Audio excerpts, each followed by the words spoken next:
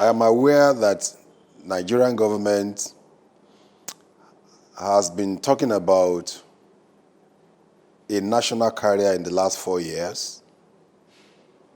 And those of us in the industry have contributed a lot of opinion on how to proceed. Whether now Ethiopian Airlines wants to start a national carrier for us, I am not aware. But if we're talking about partnership, perhaps the thinking of government is to look for a partner, and not that Ethiopian Airlines is going to float a national carrier for Nigeria. They might be bidding to be a partner. And if I were to comment on that, my first reaction will be, well, perhaps Ethiopian Airlines has shown a lot of interest in Nigeria over the years. They've served our people. They've served all our airports. They've given services that are needed to almost everywhere. And as an African friend, one will think, oh, this is a very qualified partner. And especially that Nigeria has not, in the past, tried the African partner. We've tried the British Airways, we've tried KLM, we've tried Virgin. That has not worked. Perhaps Nigeria wants to try an African partner who has been a friend for years. But on a second reflection, I would ask myself and I ask Nigeria, for how long are we going to cast vote of no aspersion, low self-esteem, lack of confidence in ourselves? Lack of confidence in ourselves. Are we saying that Nigeria has no pool of aviation experts? Since the time of Nigeria Airways to the time of Okada, Cabo, Bellevue, until today, your Airpeace, your Aero, your Dana, are we saying there are no pool of professionals in this land that can package another carrier for government? Why must we have low esteem to that extent that all the time we want to do a thing, we're looking out there? Perhaps we can then begin to think of having a foreign head of state, a foreign governor, a foreign commissioner, a foreign local government chairman. We must have confidence in ourselves. So my submission is that we got to look inward. Home-breed national carrier is our solution. We have expertise in every area. We have expertise with pilots, engineers, commercial men, people who know security, who has A to Z of airline knowledge. If you want to partner, I want to recommend to government, number one partner is Aviation Round Table. It isn't that we're looking for a job. It is that we love our country. And we're a body of professionals of many years. We have worked in all these foreign airlines. We excel there. So I am not just marketing. I am saying the truth. If a Nigerian will remain the Nigerian president, when we Nigerians can package national carrier. Besides, we have carriers on ground that are suffering. And those carriers on ground, why are they suffering? So, we got to look at it very critically. Because even if Ethiopian Airlines partners today, with the environment the local ones are operating, we might not get the desired results. You know, that sounds so humorous. Our National Assembly, our Senate, our Congress, they need a lot of more information. The blame does not go to the foreign airlines. I mean, the foreign airlines are in this country to give service to us, the service that is much needed. So it is not their fault that they're in the market over the years, and we do not have our own carriers to reciprocate. It's not their fault. The fault is on the desk of the Aviation Ministry, who designates the airlines to all our airports. It's all right. Like we're talking about Ethiopian Airline now. This is an airline that flies to Lagos, flies to Abuja, flies to Port Harcourt, and maybe flying to Kano. 4 airports in Nigeria. This is what we call multiple entry points. The question our Ministry of Aviation should ask itself, especially when they reflect on economic regulation, is that if Air Peace wants to fly to Ethiopia tomorrow, are there 4 airports that Air Peace will fly to? If the answer is no, then Nigeria has been prodigal by destroying its own domestic services. Because if Air Peace flies to Addis tomorrow, it could not fly elsewhere from Addis. So it makes a lot of sense for any airline coming into Nigeria to choose one point of entry. Choose a point to enter Nigeria. If you want to choose Abuja, choose Abuja. If you want to choose Kano, choose Kano. If you want to choose Port Harcourt, choose Port Harcourt. And then whoever wants to journey beyond those areas will take a domestic flight. And that is the economics of domestic operation. But what you find Nigeria do right now, the Ministry of Aviation is guilty of this, is to open all those gateways to the foreign carriers, not thinking for their own. If your own tomorrow now get born, let's say the Nigerian National Carrier got born tomorrow and is flying into Ethiopia, there are no 4 locations, domestic locations, or is flying to Frankfurt in Germany, or is flying to the United States, you either take one point of entry, New York, or you take which other gateway? Atlanta. You are not going to be allowed to take 2 points because you are directly eroding the domestic traffic. Domestic traffic contributes its own quota to the aviation economy. But today, we find out that the domestic travel in Nigeria is directly, indirectly being killed. And that is why I call it, we're being prodigal with our economic regulation. So it is not the fault of the foreign airlines flying here. They are seeing us the way we are, that we are prodigal, and we are just enjoying it. I would do same in any economy where they are prodigal like us. There is no secret. You see, let me tell you, in business and in aeropolitics, there is no free lunch. Nothing is free. All right? If Qatar tries to bail out an airline, we're just using the word bailout. There must have been an agreement.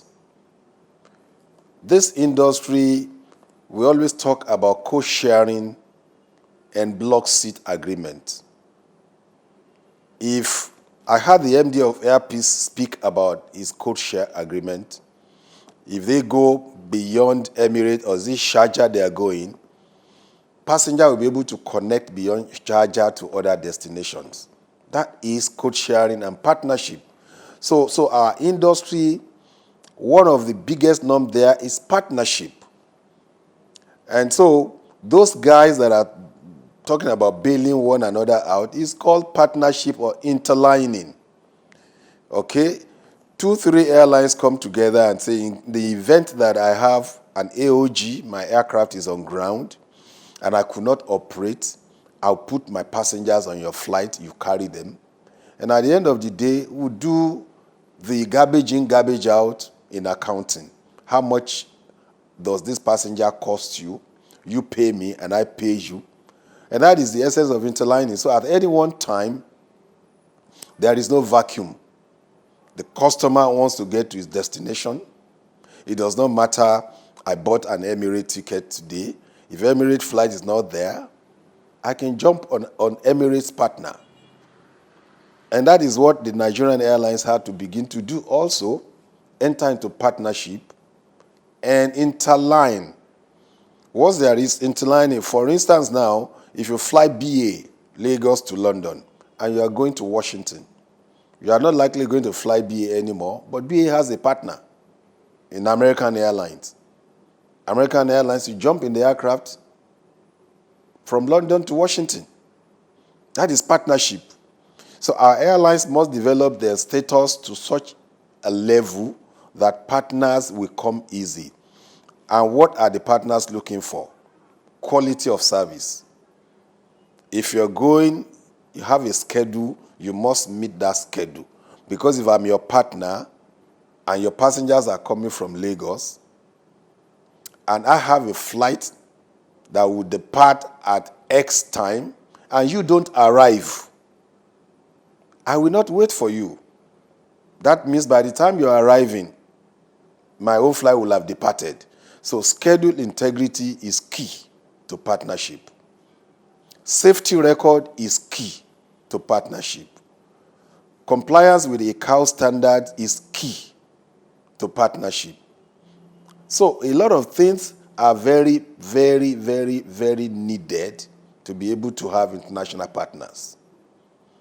And the best practices is what we solicit that our players in this market, the Nigerian players, they should endorse best practices. And that's the only way that will be a good bride to whoever wants to partner with them outside of Nigeria. Nothing like bailout. Partnership is key. It is partnership, and it's not free. I do not see them as establishing. I think we're misusing the word. I do not see that happen. Nigerian government will not ask them to come and establish a national carrier for us. Definitely, they might be towing the line of partnership as a major technical international partner. Perhaps that is what they are thinking about, which is good, but not the best. The best is home breed national carrier. And I just said to you, professionals are on ground. Because, I mean, if you partner with your competitor, what happens? Ethiopian would definitely be a competitor to a Nigerian national carrier on a lot of routes. Ethiopia flies to so many destinations. Suppose those carriers, the national carrier wants to fly to that destination. What happens? That would be competition, direct competition. Okay? So everybody has his own interest. Ethiopia has a first-class facility for maintenance. All right? Have first-class facility for maintenance. Maintenance goes to them. So what comes to Nigerian partner? Right now, there is no maintenance base here that can meet Ethiopian standard. Aero contractor has just started C-check on some aircraft, but that cannot meet Ethiopian standard. So a partner, an ant that is partnering with a giant, the giant definitely has an edge. Okay? So if you partner with that, your hands might be tied to stay with your partner. Whereas if you're on your own, homebred national carrier, I can choose my partner. If maintenance with Ethiopia is not the best, I can go to Miami. I can go to Canada. Choose my partner. My hands will not be tied because I already have a partner. It's like marriage. You've married Mr. A. Because of that marriage, you cannot talk to Mr. B for love making. It's as simple as that. So I am saying partnering with Ethiopian Airlines is not bad, but it's not the best. Because then your hands are tied when you want to talk with other partners for competitive advantages for most of the things you might need. I think the major problem is the understanding of government. Those of us in the industry have said again and again that business should be driven by the private sector and given the all necessary support. Until Arik went into trouble, intervention did not come. Now intervention came, and I think interest rate is about 7%. It wasn't like that before they went bust. These are part of the things that the private sector is suffering. The idea of national carrier is obsolete, absolutely obsolete.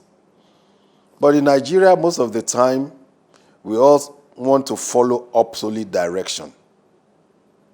And if the national carrier should come, how best do we have it? That's what we've been talking about. If the previous experience has failed, why did it fail? What made it fail? Okay? I mean, with Air Nigeria, it failed. With Virgin, the experiment with Nigeria Airways and KLM failed. Why did it fail? And who is parading national carrier today? Who is the national carrier of the US?